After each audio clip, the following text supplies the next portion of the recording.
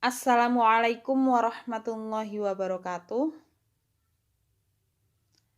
Setelah kemarin kita melaksanakan UTS, kita lanjut lagi perkuliahan minggu ini dengan materi baru, yaitu materi turunan. Sebelum kita membahas tentang turunan, pertama kita akan membahas masalah-masalah yang berkaitan dengan turunan. Yang pertama yaitu garis singgung. Seperti waktu kita sekolah dulu, garis singgung pada lingkaran adalah suatu garis yang melalui tepat satu titik pada lingkaran tersebut. Nah, coba perhatikan di sini ya. Nah, ini ada suatu titik di sini, titik P. Nah, garis singgung pada titik P ini kan. Nah, ini didefinisikan sebagai suatu garis yang melewati tepat satu titik pada lingkaran. Itu kalau garis singgungnya lingkaran. Namun bagaimana jika garis singgung dari suatu kurva? Kalau garis singgung dari suatu kurva kita menggunakan definisi yang tadi, hanya melewati tepat satu titik. Nah, maka ini tidak berlaku, ya kan? Misalkan ini kita anggap sebagai garis singgung di titik P ya. Nah, tapi ini dia memotong 3 kali titik ya. 3 titik pada kurva, yaitu di sini dan di sini. Sehingga definisi garis singgung seperti pada lingkaran tadi menjadi tidak tepat kalau kita terapkan di kurva. Lalu bagaimana definisi garis singgung pada kurva? Sebelum kita membahas itu, kita lihat ilustrasi berikutnya. Sekarang gini, kalau misalkan kita buat definisinya seperti ini. Garis singgung pada suatu kurva di P adalah garis yang paling menghampiri kurva di sekitar P ya. Kayak ini tadi kan titik P-nya kan di sini. Saya tunggu. Titik P-nya ini kan di sini, titik P. Nah, garis yang paling mendekati kurva di sekitar P, ini kan berarti ya. Nah, sebenarnya kita bisa menggunakan definisi tersebut, tetapi masih kurang jelas, masih terlalu samar kan kayak gitu ya. Sekarang coba perhatikan ilustrasi ini.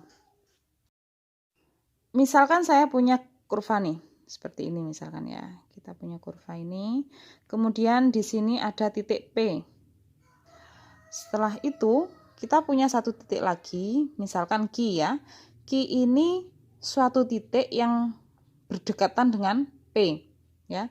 Titik ini bisa kita pindah-pindah sehingga misalkan di sini, maka garis yang melewati P dan Q ini kita sebut sebagai tali busur ya. Tali busur P dan Q. Kalau Q kita geser, kita lebih dekatkan lagi, maka tali busurnya kan menjadi gini ya.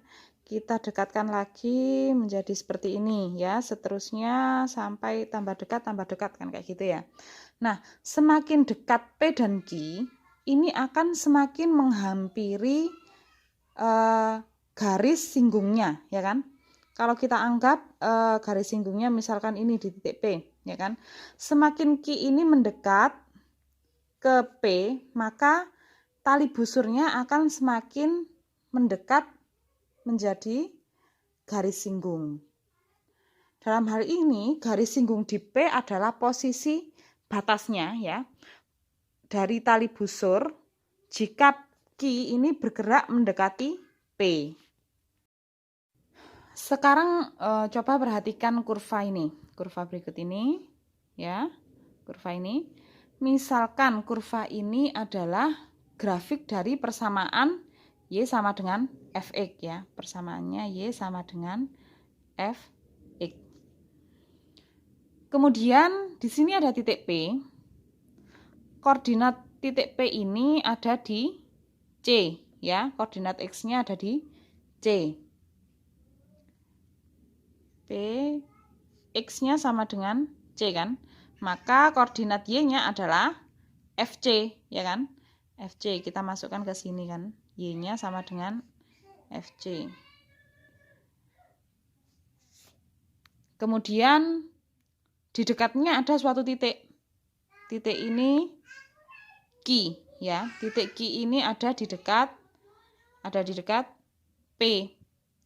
Di mana jarak koordinat X-nya ini dari C, maaf. Dari C ini jaraknya adalah H, sehingga koordinat X untuk Q adalah C plus H, ya. C plus H di sini. Maka koordinatnya Q adalah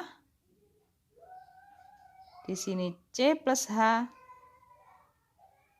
Ya, di sini kan C plus H. Jaraknya di sini H, di sini C, maka di sini adalah C plus H. Sedangkan koordinat Y-nya, maka C plus H kita masukkan ke X ini kan. Maka di sini F C plus H.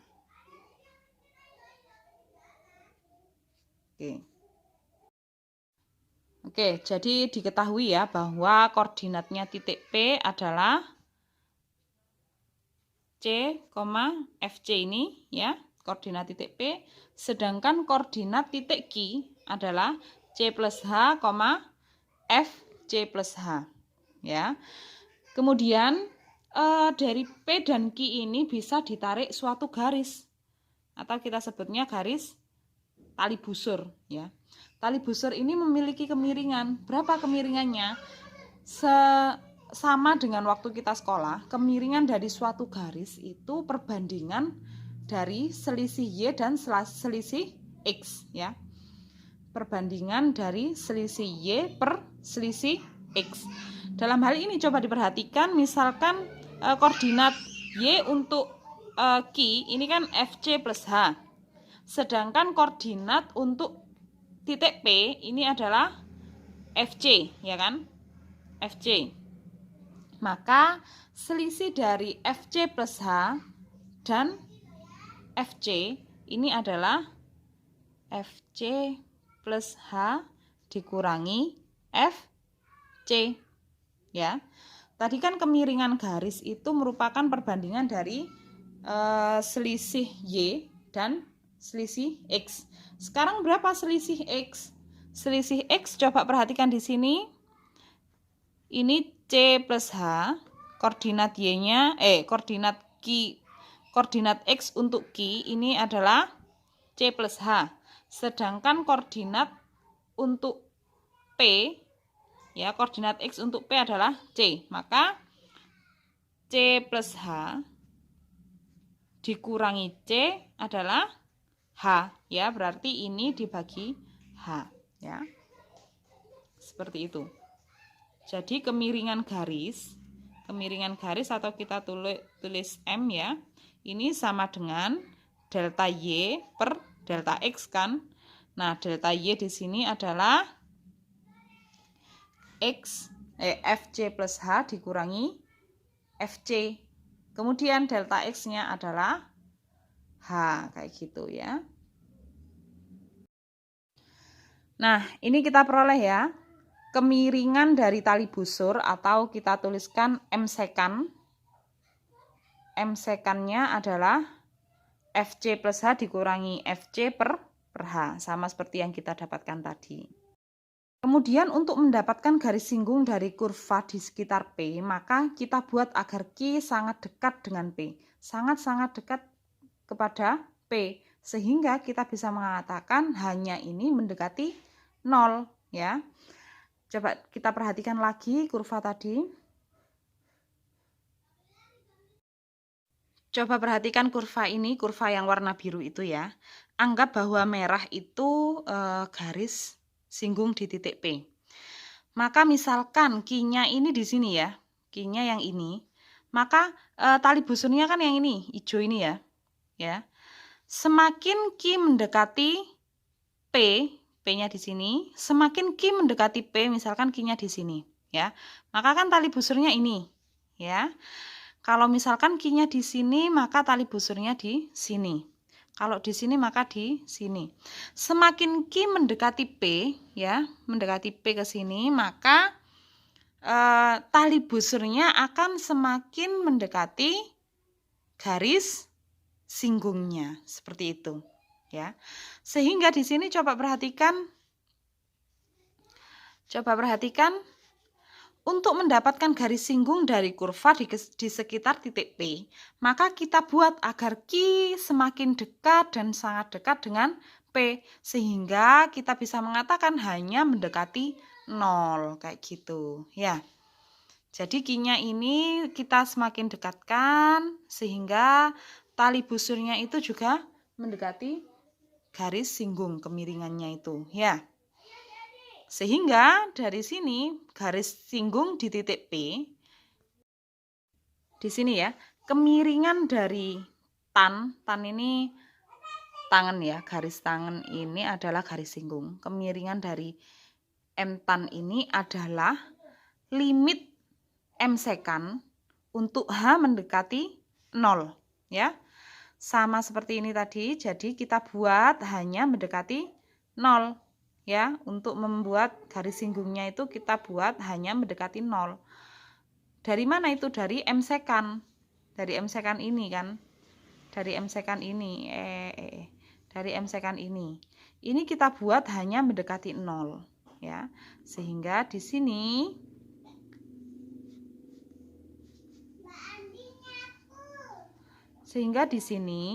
M tan ini atau garis singgung, kemiringan garis singgung itu sama dengan limit dari M sekan atau tali busur, di mana hanya mendekati 0. Nah, M sekan tadi ini kan ini, toh persamaannya M sekan ini tadi kan ini, ya.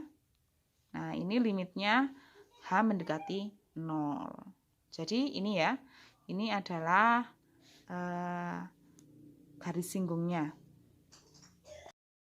Di sini diberikan contoh 1, cari kemiringan garis singgung pada kurva Y sama dengan Fx sama dengan X pangkat 2. Jadi ini ya persamaannya itu X pangkat 2 Y sama dengan X pangkat 2. Di titik 2,4 berarti X-nya 2, Y-nya 4, ya. Sekarang kita cari dulu nih. Ini kan M sekan ya, M sekan. Untuk mencari M tan maka kita mencari limit dari M sekan untuk H mendekati 0. Kayak gitu. Nah, di sini langsung saja karena kita mencari kemiringan di titik 2,4 ya, maka C-nya adalah 2 ya. C-nya adalah 2 ya. C-nya 2, maka di sini langsung saja kita masukkan. Tadi kan FC plus H dikurangi FC, ya kan? Kalau C-nya 2, maka kita tuliskan F2 plus H dikurangi F2, ya. FC plus H, saya tuliskan di sini dulu lah. FC plus H dikurangi FC per H. Kemudian F2 plus H ini kan kita masukkan ke fungsinya tadi. Persamaannya kan ini, ya.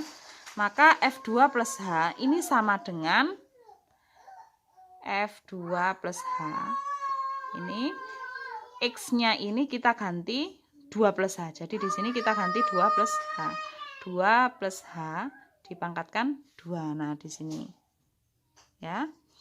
Kemudian untuk F2-nya ini X yang ada di sini. X yang ada di sini kita ganti dengan 2, ya. Jadi F2 ini kan sama dengan X-nya kita ganti dengan 2, maka jadi 2. 2 pangkat 2. 2 pangkat 2. Nah, kita tuliskan di sini 2 plus H pangkat 2 min 2 pangkat 2. Oke, kemudian kita bagi dengan H. Ini kita bagi dengan H. Ya. Sekarang kita menjabarkan ini. 2H pangkat 2, 2H pangkat 2, 2 2 plus H, maaf, 2 plus H pangkat 2 artinya 2 plus H dikali 2 plus H. Ini kita kalikan satu per satu, 2 kali 2, 2 kali H, H kali 2, H pangkat 2 ya, H kali H ya. 2 kali 2 ini sama dengan 4, kemudian 2 dikali H ini plus 2H, H dikali 2 ini plus 2H juga, H kali H, H pangkat 2, ini H pangkat 2, sehingga di sini tinggal 4 plus 2H ditambah 2H adalah 4H, kemudian ini H pangkat 2 ditambah H pangkat 2. Nah, kita tuliskan di sini 4 plus 4H plus H pangkat 2. Kemudian ini dikurangi 2 pangkat 2 sama dengan dikurangi 4. Kemudian dibagi H. Oke, kita hapus. Sekarang, nah, ini hanya kita 4 sama 4 ini kan habis ya. 4 dikurangi 4 habis, hilang, tinggal 4H plus H pangkat 2. Nah, hanya ini kita faktorkan ya. Hanya ini kita faktorkan, jadi hanya di luar ya. Di sini yang dalam kurung tinggal 4 plus H, 4 plus H ya.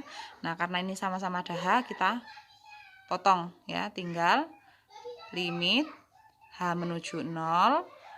Nah, ini tinggal 4 plus H. Tinggal 4 plus H.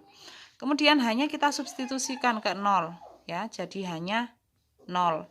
Tinggal 4. Berarti limit 4 sama dengan 4 kayak gitu. Nah, sehingga diperoleh bahwa M tan ini sama dengan 4, atau garis singgung di titik 2 adalah 4. Di titik X sama dengan 2, C sama dengan 2 adalah 4. Kita lanjutkan contoh kedua. Cari kemiringan garis singgung pada kurva Y sama dengan Fx sama dengan min X pangkat 2 plus 2X plus 2. Kayak gitu ya. Nah, pada titik-titik yang koordinat X-nya atau C-nya itu min 1, setengah, 2, dan 3. Nah, karena ini kita disuruh mencari banyak titik ya, lebih baik daripada kita mencari satu persatu, lebih baik kita cari dulu persamaannya. Kalau misalkan C-nya belum kita ganti, berarti C-nya kan tetap ini ya. C-nya tetap di sini C, ya kan? Nah, kita cari dulu persamaan garis singgung di titik C, sehingga nanti selanjutnya kita tinggal masukkan C-nya satu persatu. C-nya yang 4 ini ya.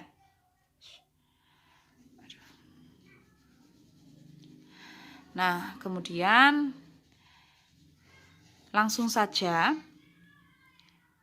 M sekan-nya tadi kan ini ya. Untuk mencari M tan maka kita cari limit M sekan untuk H menuju 0 ya.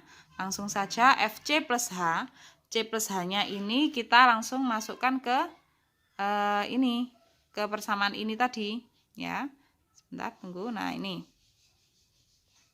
Langsung kita masukkan ke persamaan yang ini. Fx sama dengan min X pangkat 2 plus 2X plus 2 ya. Sehingga FC plus H kita tinggal ganti X yang ada di sini, dengan C plus H ya. Coba kita lihat. FC plus H berarti X di sini kita ganti dengan C plus H, min C plus H pangkat 2, min C plus H pangkat 2.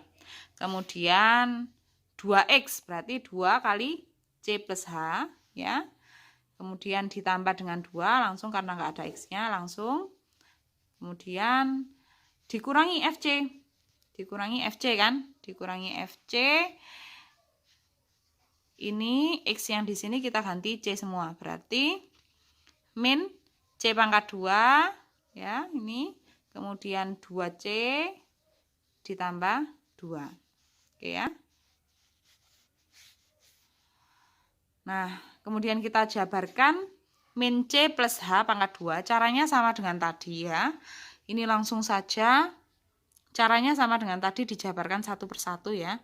Min C plus H pangkat 2 ini menjadi nih ya. Kemudian 2 kali C plus H jadi ini, ya. Ditambah 2 min C pangkat 2 ditambah 2C plus 2. Ini karena negatif, maka negatif dengan negatif ini jadi positif. Negatif dengan positif ini jadi negatif. Nah, ini negatif dengan positif jadi negatif, ya. Oke, jadinya seperti ini dibagi H. Kemudian kita sederhanakan, ya. Ini ada min C plus H, min C pangkat 2, ini C pangkat 2 habis, ya. C pangkat 2 dikurangi C pangkat 2 kan. Kemudian apalagi yang habis nih? Nah, ini ya, 2C dikurangi 2C habis. Ada lagi? Ini ya, min 2 sama 2 habis. Nah, tinggal 2C plus H min 2CH dikurangi H pangkat 2 ditambah 2H. Nah, karena ini sama-sama ada H-nya semua, kita faktorkan. H. Ini tinggal min 2C. Ini tinggal H, min H, yang ini tinggal plus 2. Plus 2. Nah, kayak gini. Ya. Nah, di sini. Jadi, H min 2C min H plus 2. Ya. Nah, kemudian ini kita cancel, kita coret gitu ya. Kemudian ini kita coret, jadi nih, ini kita coret sama-sama adanya. Sehingga tinggal min 2C min H plus 2. Karena hanya menuju 0, maka ini kita substitusikan 0. Jadi habis ya, tinggal min 2C plus 2. Nah, di sini. Ini adalah persamaan garis singgung di titik C, kayak gitu. Kemudian, kita masukkan satu persatu tadi. X-nya, tadi kan disuruh mencari untuk X sama dengan berapa? X sama dengan min 1, setengah, 2, dan 3, kan kayak gitu ya.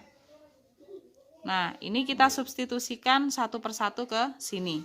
Misalkan min 1 dikali min 2 adalah 2. 2 tambah 2, 4. Nah, ini 4, kayak gitu ya. Langsung, misalkan setengah.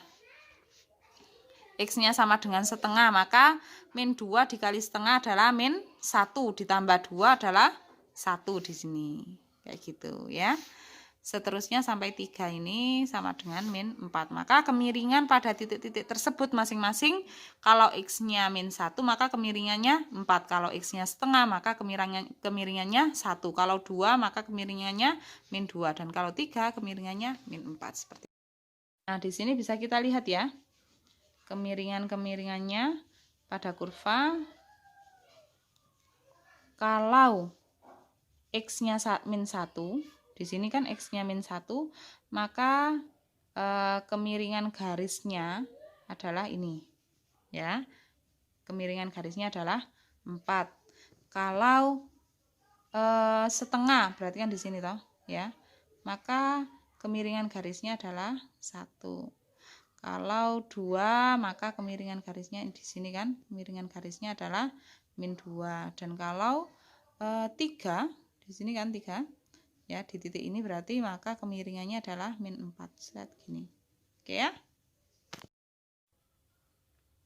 Kemudian contoh 3, cari persamaan garis singgung pada kurva Y sama dengan 1 per X di titik 2, setengah ya. Untuk mencari persamaan garis singgung, maka kita perlu mencari kemiringan garisnya dulu, ya kan? Kemiringan garisnya kita cari dengan tadi limit H menuju 0 M sekannya ya, limit M sekan untuk H menuju 0. Nah, di sini karena X-nya udah diketahui 2, kan kita akan mencari kemiringan garis singgung di titik 2, setengah. Maka di sini, dari sini kita tahu bahwa C-nya sama dengan 2, ya. C-nya adalah 2. Maka kita masukkan di sini FC plus H, maka F2 plus H. Di sini ya, dikurangi FC, berarti F2 per H, kayak gitu. Kemudian kita masukkan F2 plus H. 2 plus H-nya ini kita masukkan ke ini ya. Maka X-nya diganti 2 plus H. Berarti 1 per 2 plus H. Kemudian kalau F2 ya, kalau F2 maka X-nya di sini, X-nya yang di sini ini diganti 2 ya, jadi setengah. Kemudian tetap dibagi H ya, dibagi H. Ini kemudian kita samakan penyebutnya ya. Kita samakan penyebutnya, berarti berapa? 2 plus H dikali H ya. 2 plus H dibagi H dibagi 2 plus H adalah H. H dikali 1 H. Kemudian maaf salah, ini bukan H tapi 2 ya, ini ya, ini adalah 2. Maka yang ini adalah 2 plus H dikali 2 dibagi 2 plus H dibagi 2 plus H adalah 2. 2 dikali 1 2 ya. Kemudian 2 plus H dikali 2 dibagi 2 adalah 2 plus H dikali 1 ya. 2 plus H ya.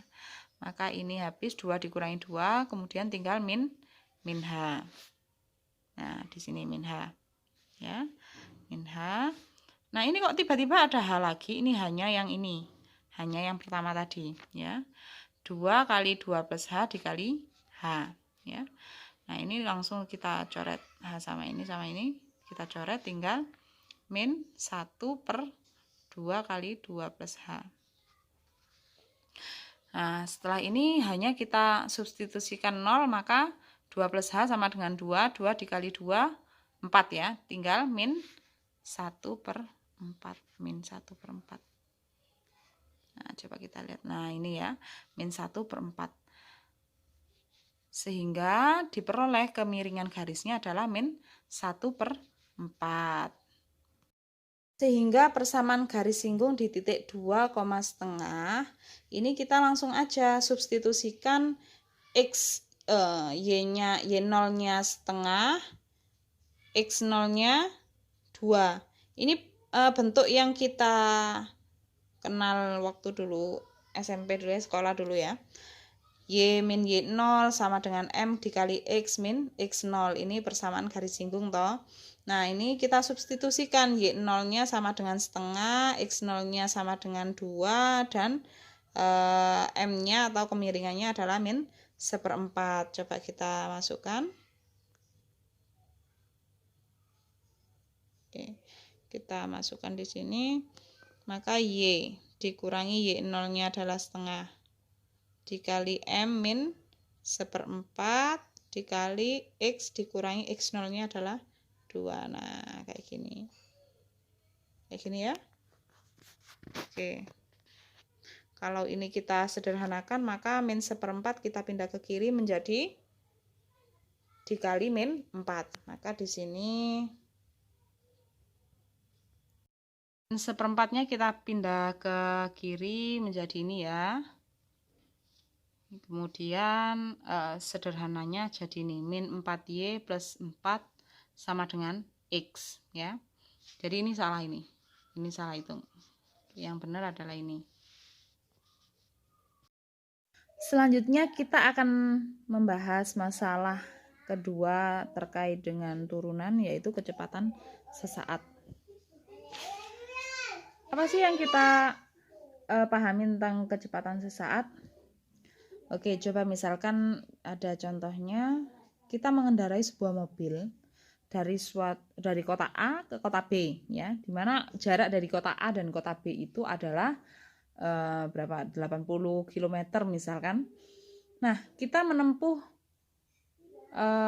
dari kota A ke kota B itu selama berapa? 2 jam misalkan. Maka kecepatan rata-rata seperti waktu dulu kita SMP itu, maka kecepatan rata-ratanya itu berapa? Kan jarak dibagi waktu kan? Jarak dibagi waktu berapa? 80 dibagi 2 sama dengan 40 km per jam. 40 km per jam merupakan kecepatan rata-ratanya kan kayak gitu. Nah, tetapi pada kenyataannya selama perjalanan itu speedometer, tahu speedometer ya? Yang itu loh, apa istilahnya? Pengukur laju itu loh ya. Misalkan di sini di tempatnya setirnya Pak sopir, di sini ya. Ini misalkan ada lajunya ini ya. Ini biasanya maksimalnya 120-an gitu sih kalau nggak salah ya. Ini dari 0. Nah, ternyata jarum penunjuknya ini tidak selalu menunjuk pada angka 40, ya kan?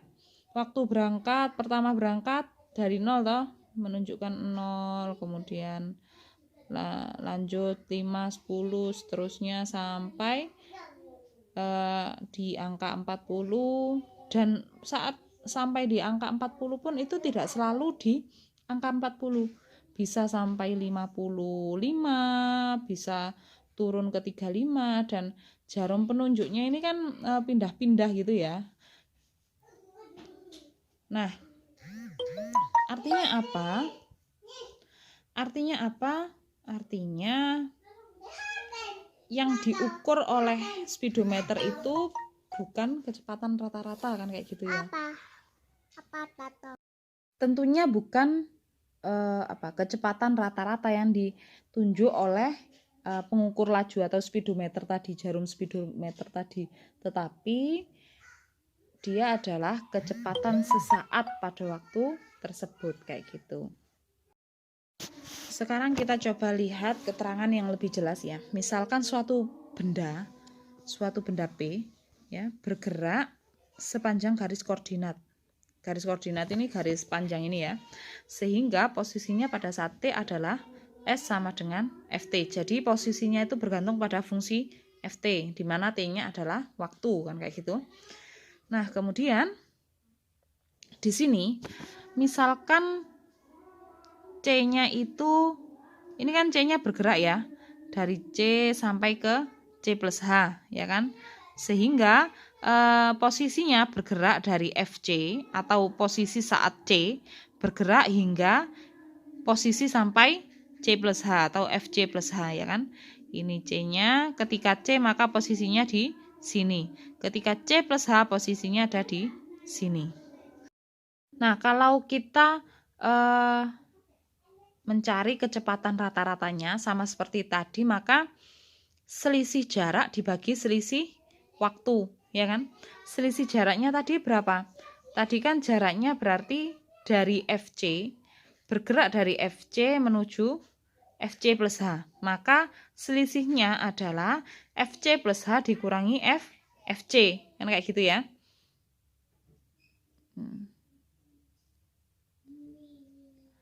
Nah, di sini selisihnya adalah FC plus H dikurangi FC.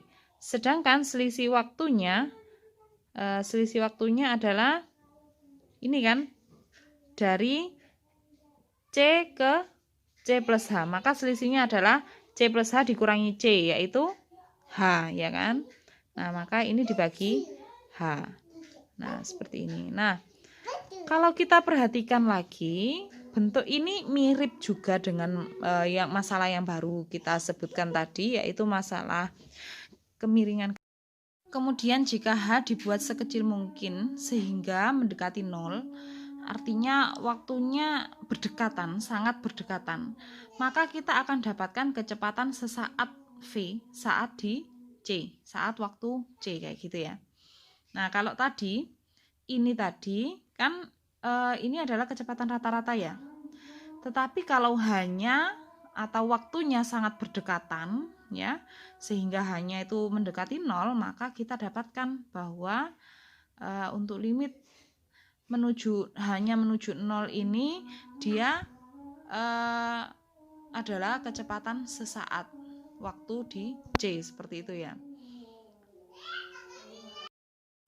Dari bentuk ini sebenarnya kalau kita lihat lagi, bentuk ini ternyata mirip dengan kemiringan garis tadi ya. Kemiringan garis yang kita bahas di masalah sebelumnya ya. bahwa laju perubahan Y terhadap perubahan X ini mirip dengan laju perubahan posisi ini ya, laju perubahan posisi atau jarak terhadap waktu, seperti itu. Ternyata memiliki rumus yang sama atau bentuk yang sama untuk konsep yang berbeda. Sekarang kita coba ke contoh 4. Ini mirip dengan contoh-contoh sebelumnya, hanya saja kalau ini konteksnya di masalah kecepatan gitu ya. Tentukan kecepatan sesaat pada waktu T sama dengan 1 dan T sama dengan 3,3 untuk benda yang bergerak berdasarkan fungsi Ft sama dengan 16 T pangkat 2 ya. Langsung saja, karena ini ada beberapa yang harus kita cari dulu persamaan ini kecepatannya dulu ya. Saat T sama dengan C. Saat T sama dengan C, maka ini langsung saja sama seperti sebelumnya, Fc plus H dikurangi Fc dibagi H ya. Nah, C plus H ini kita substitusikan ke ini. Kita substitusikan ke bentuk ini ya. 16T pangkat 2, maka T-nya kan kita ganti dengan C plus H kan. Artinya ini menjadi 16 dikali C plus H pangkat 2 kayak gitu. Kemudian dikurangi Fc ya, C-nya kita ganti untuk 16T pangkat 2 ini T-nya kita ganti C menjadi 16C pangkat 2 ya di sini ya. Kemudian ini kita uraikan satu persatu, 16 dikali C plus H pangkat 2 ini kita uraikan, caranya sama dengan yang contoh pertama tadi, kita uraikan menjadi ini dikurangi 16C. Nah dari sini karena ini sama-sama ada 16C, ini bisa kita coret, tinggal 32CH ditambah 16H pangkat 2. Nah ini bisa kita faktorkan, hanya kita keluarkan, sama-sama ada hanya kan, berarti di sini tinggal 32C, yang ini tinggal 16H ditambah 16H kayak gini per H. Nah ini kita bisa coret sehingga tinggal 32C plus 16H di sini. Karena hanya menuju 0, maka ini kita substitusikan. 16 dikali 0 sama dengan 0, maka tinggal 32C. Nah, karena kita temukan bahwa V saat T sama dengan C itu sama dengan 32C, bergantung pada nilai C-nya kan, maka kita langsung aja masukkan ya. Untuk T sama dengan 1, maka di sini 32 dikali 1, maka kecepatan sesaat waktu T sama dengan 0 adalah 32, sedangkan untuk T sama dengan 33 adalah berapa ini nanti? Coba kita lihat di sini adalah 105,6 kayak gitu.